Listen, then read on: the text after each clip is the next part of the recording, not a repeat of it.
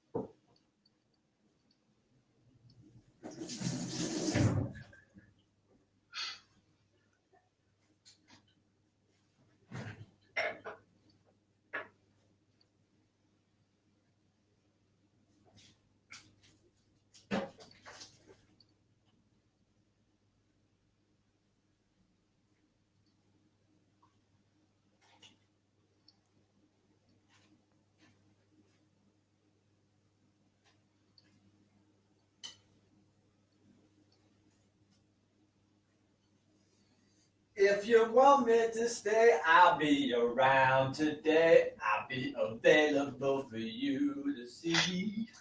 But I'm about to go, and then you'll know for me to stay here, I got to be free. You'll never be in doubt, that's what it's all about. You can take me for granted and smile. You know that you'll never show. No one's gonna be number one.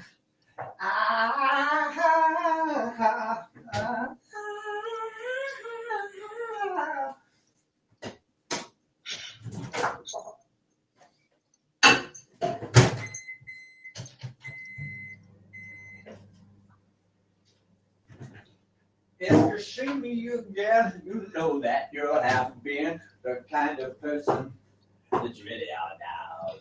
I got to get in straight. How could I ever relate when you're my woman taking up my time?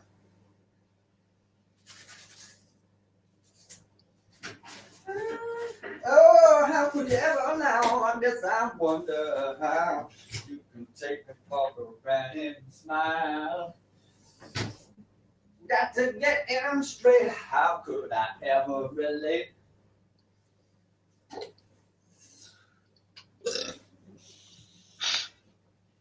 Okay.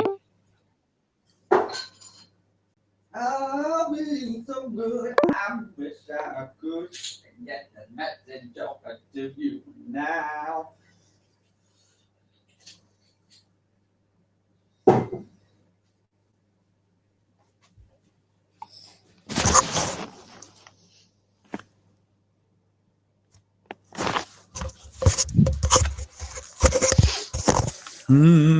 Hello.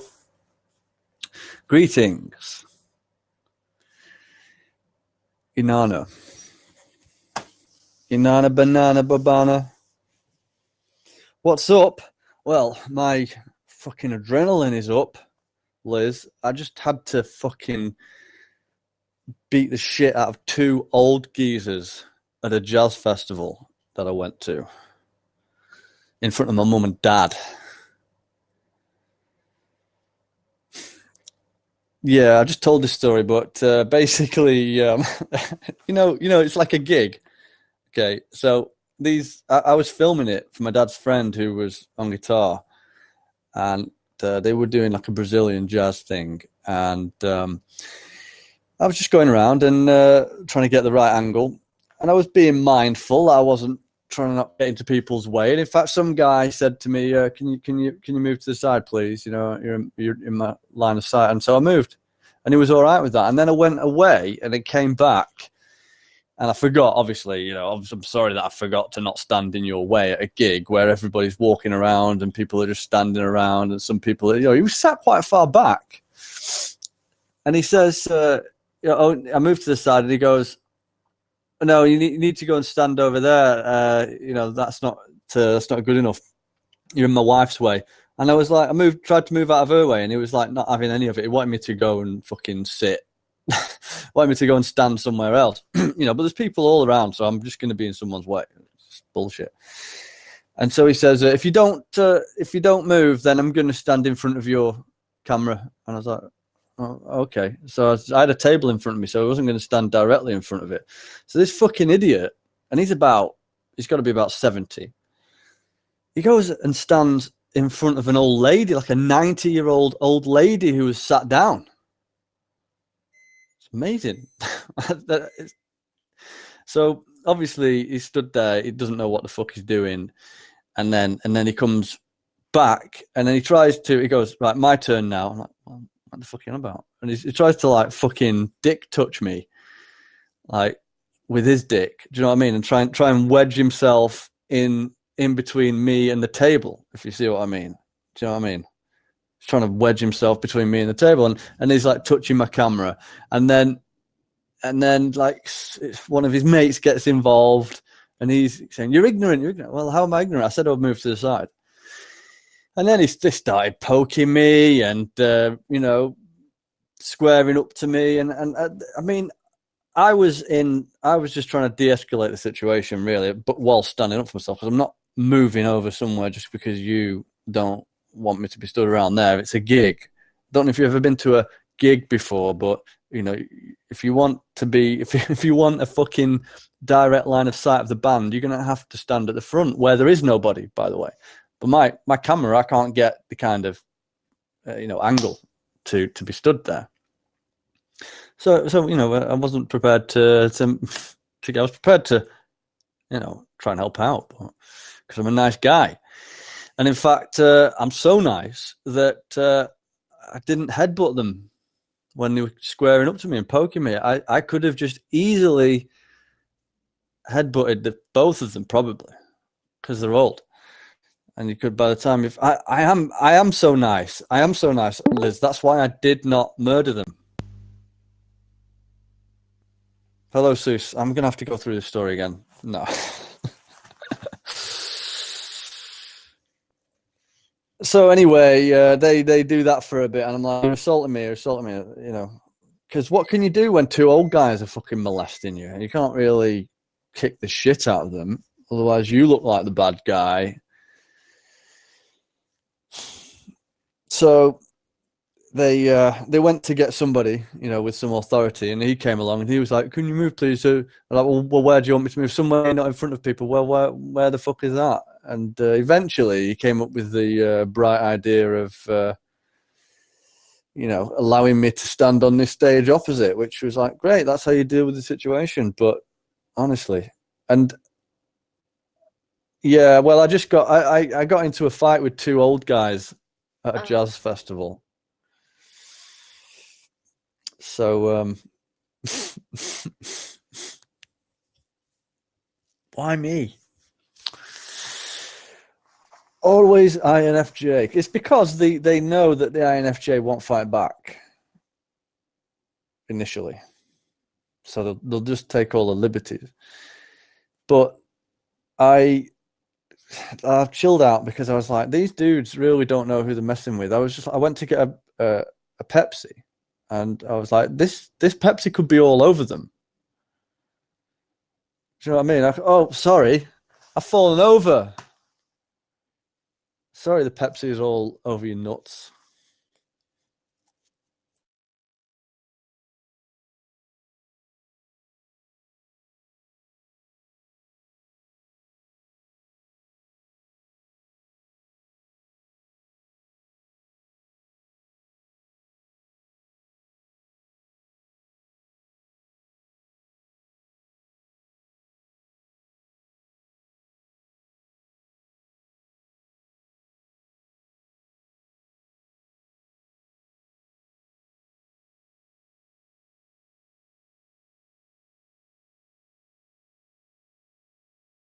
I thought you made the comment because I just arrived at the time he said the word molestation or something. No, Liz, quite the opposite. Oh my god, I thought you wrote that thing so I would connect it and make funny thoughts in my head. No, he was talking about Yeah, like, the what old do you guys. do? What do you do when you're fighting with old guys or something? And I was like, just accept that you're gonna get fucked in the ass. Or just help them. Or push them off if they're drunk. Yeah. Well, these were basically like the British equivalent of hillbillies. Yeah. Nice. But why did they have the need to beat you? Yeah, well, I mean, because they were saying, "Oh, we got here early to watch the music." Well, that's great. You get your seat if you get here early. That's what you get if you want to do that. You don't get a line of sight to the stage. It's not that everybody has to move out of the way just so you can see. But they weren't intelligent, because I don't know if you heard. The first thing this guy wanted to do to deal with it was to go and stand in front of me, but I was standing in front of a table, so he couldn't get in between me and the table. So he went in front of an old lady who was like 90, who was sat down, and just stood in front of her. It was fucking retarded. But that's who I was dealing with. So, and there was kids dancing around, and you probably see them in the video. You know, I couldn't really restrain my swearing, but you know, they were bothering me, so they were fucking touching me and rubbing up against me, faggots. Standing in front of a 90-year-old lady, that's rude. Yeah. And dumb. It's like not really what's creepy. It's these two twins who were silent and would just like talk to each other and nobody else. And they were like pretty fucked up, and they went to this mental hospital for quite a while, and they convinced themselves that in order for one of them to have a normal life, one of them had to die. And when they died, the other person could continue to talk, or could talk to everyone around them and actually live a normal life. And so one of them was like, okay, I'm going to be the one to die. Ended up dying of something that was not, like, she didn't kill herself or like get poisoned or anything. Like, she died of, what was it? Acute myocarditis, or however you say it. It's inflammation of the heart. What's this? It's just creepy. Sounds fake. Sounds fake to me. Like, yo. You're roboting. Botting. Probably because it's probably just on my end. No, my internet sucks, I think.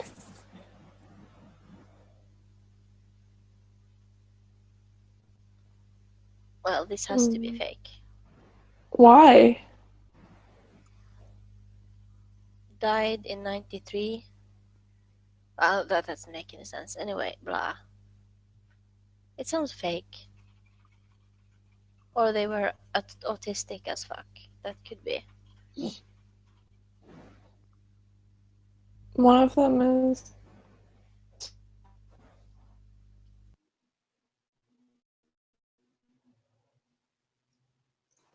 I think there's an interview.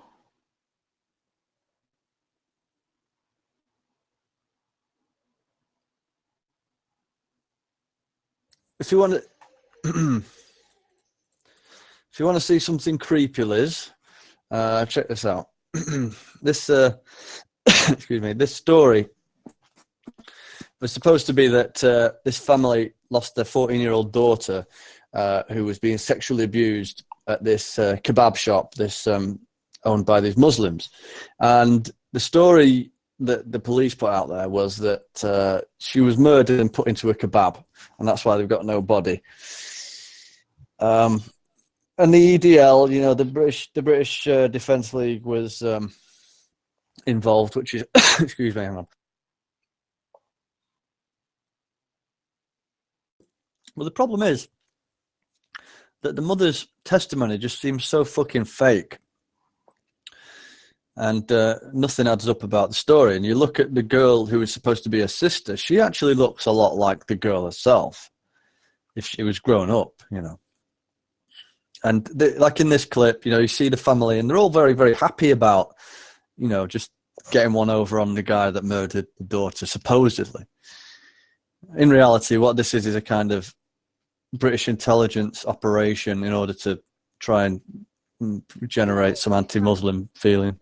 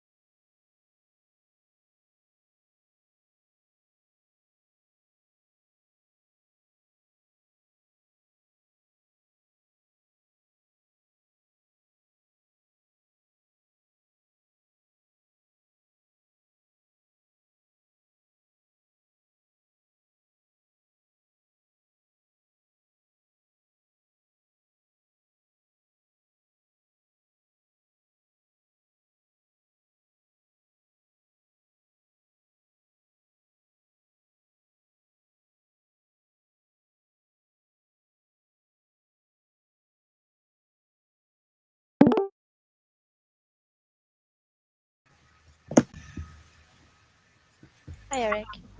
Hi. How's it going, Susie? How are you today? I am feeling fine and good, spiritual and gay. How That's are you now, Susie? Living in Norway, living by the fjord, saying yes, yes, yes, hooray. Did you read the thing I sent you? Was it a comment on the photo in the group, or was this to my email? It was the Facebook messages, which you haven't read lately. I'm so sorry, Susie. I'm getting right back on this horse as soon as I get it. Hang on a minute. Where can I? Is that song on iTunes? That song was Song? just made right now for Susie. What? Sounded real. I'm tricky like that. I think it makes fake sounds that sound almost real. I think. Thank you, Susie. I appreciate you saying that. I do that too, by the way. Well, I also put it in the comment on the thing. Oh, good. Thank you. So she'll see it too. I think she's an ISFJ. I've decided. She's definitely well. She's an introvert. She's clearly an introvert because she always wants to retire. You know, like, okay, we've had a great time That now. doesn't Let's have go. to mean anything.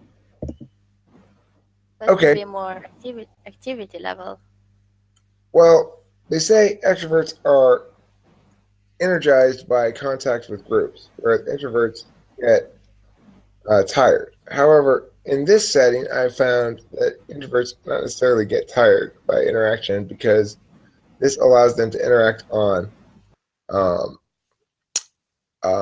sleep mode. Well, by For that, me- well, I'm an introvert. I consider myself an introvert, and I use Paltalk a lot. It's kind of like this. Definitely, it's about cutting off those sensory stimuli that are just so fucking draining. You got to keep track of all the shit that's going on around you. You don't have to do that here. Right, because you get to have your sensory environment stay stable even while your metaphysical environment is choppy like a storm churned sea. but by that definition, I live with an INTP and we're two INTPs, and that's not right. Okay, fair enough.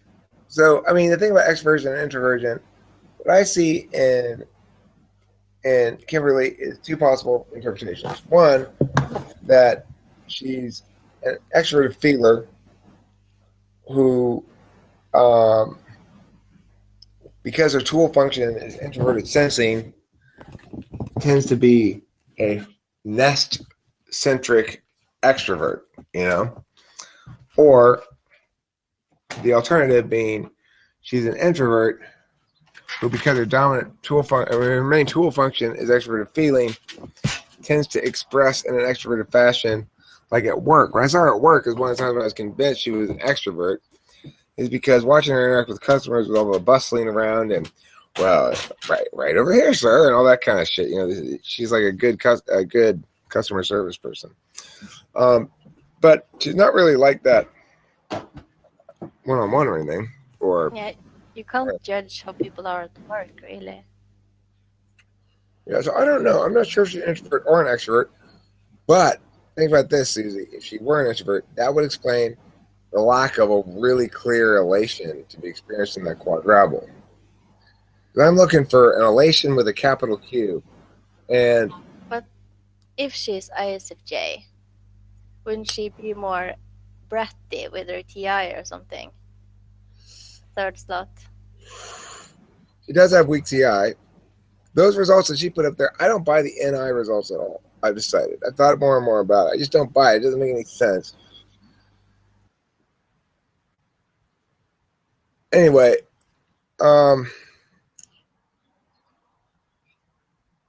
if she were an ISFJ, I would expect to see her be a little less assertive in her pushback styles.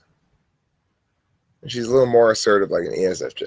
But if she were an ESFJ, I wouldn't expect to see her smoking weed like she does. She smokes a fair amount of weed. I mean, not a lot of weed, but she smokes it fairly often. Well, only thing, she has less TE than NI. It's weird. The whole result is weird. Yeah, the whole results are weird.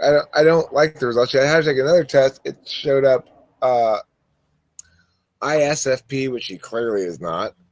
I had to take another test that showed her as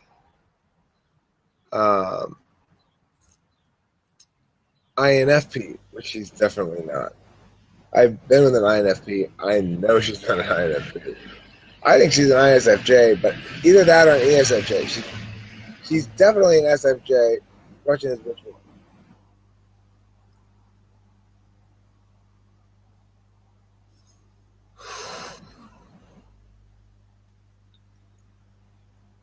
What's her Enneagram? I did that with her. Let me see if I remember. She's 216, I think, or 261. No, wait.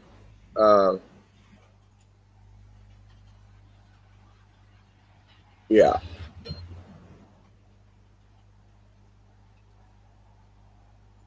Is that what she is, or is that what you want her to be? I don't know. What's going on? Oh, I'm not exactly sure. I'm talking about your Enneagram type. Question: how do you deal with the fact that sometimes you got to prove yourself adequate to others? Do you show yourself to be helpful? Do you show yourself to be high achieving, or do you show yourself to be an individual that's separate from their rules?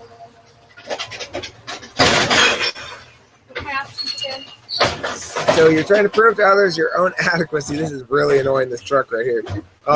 And the question is your go-to methodology to prove your own adequacy to others or your own worth in society, is it to be helpful, be high achieving, or to be the one who holds people accountable? Helpful. Okay. The next question is, when it comes to the basic fundamental fear that we all have, we're going to die someday. Mm-hmm. Do you deal with that by trying to figure it all out and understand it clearly, by nesting well and making sure your castle walls are sturdy, or by playing the day away and ignoring it? The first one? Okay. And then the last question is,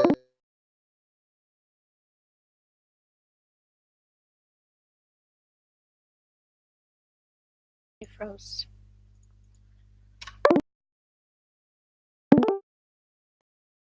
here's a clear answer, and you give it, and if they don't listen to you, you're just kind of like, well, too bad, and you sort of withdraw. That one. Okay, so according to those answers, which of those answers do you feel most clearly about? The first one about being helpful, the second one about understanding everything, or the third one about giving a single resolution and then withdrawing?